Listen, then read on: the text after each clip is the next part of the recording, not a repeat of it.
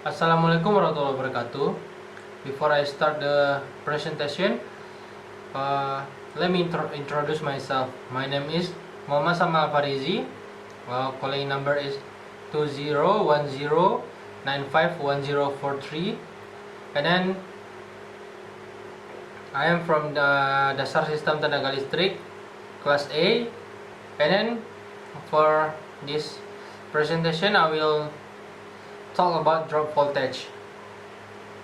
Okay, let's see what is the drop voltage. In the distribution of electrical engineering, there are several problems faced, including voltage drop, low power factor, and power losses. The load on the distribution network can be in the form of a capacitive load or in general an inductive load. If the inductive reactive load is higher, it will result in increasing the voltage drop, increasing power losses, reducing power distribution capacity. In general, the distribution system starts from the feeder that come out of the GH or gardu Hindu and it's channeled through a conductor in the form of wire made of aluminum in the electricity network. The network conducts electric current from a considerable distance, so that a lot of voltage and electric current is lost.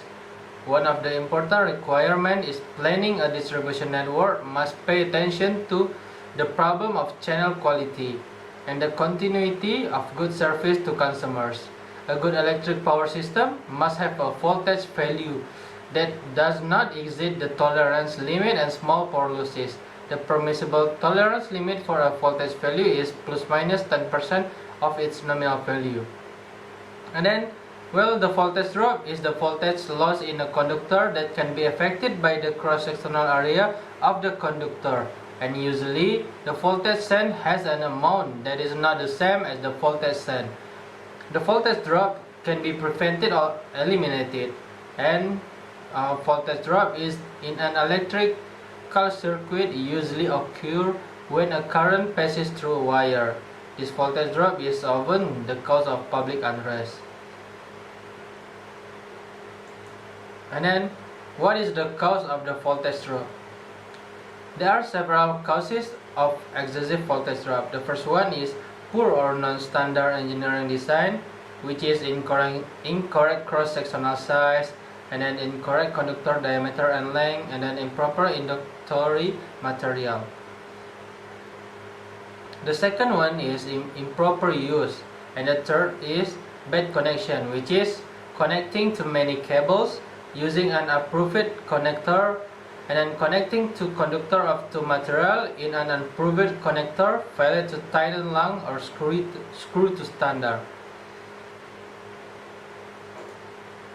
And then, what is the negative impact of voltage drop? The negative impact of voltage drop are motor will not start, like equipment requiring a higher inrush rating may not start because the voltage is below its minimum operating level.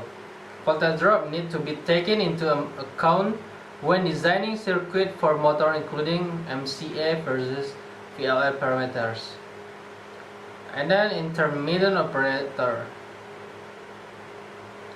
If the appliance does not turn on, it may turn off when it detects a significant drop in voltage.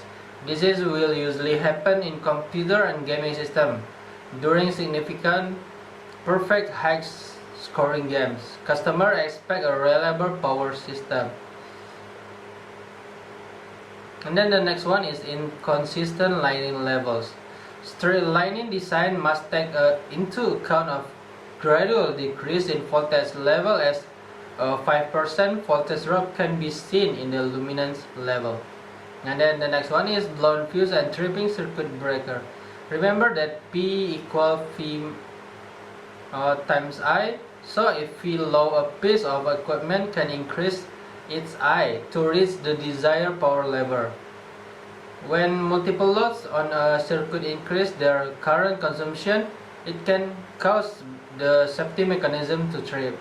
And then the next one is increased current consumption can cause the motor and the ballast to overheat and reduce their operating life.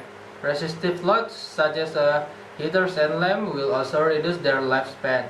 Fluctuating voltage level caused by another loads on the system can cause annoying flickering. Okay, the last topic is how to deal with voltage drop.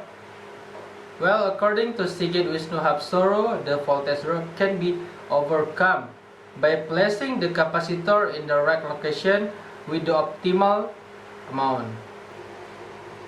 Okay, and then we are going to the next chapter is single line diagram. What is an SLD or single line diagram? Single line diagram are symbolic representation of electrical components that are connected in definite sequence to form a network circuit.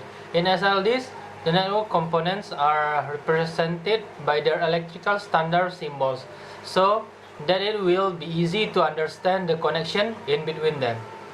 And then we next to what is the use of single line diagram in substation. In substation, the interconnection between various components or equipments are represented in the form of single line diagram. By viewing the SLD, we can easily understand the interconnection of circuit and also can trace the physical location of the same inside the substation.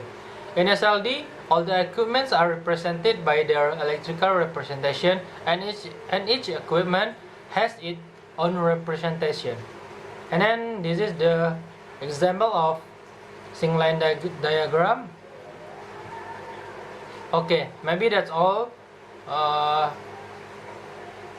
Thank you for watching and sorry for my mistake.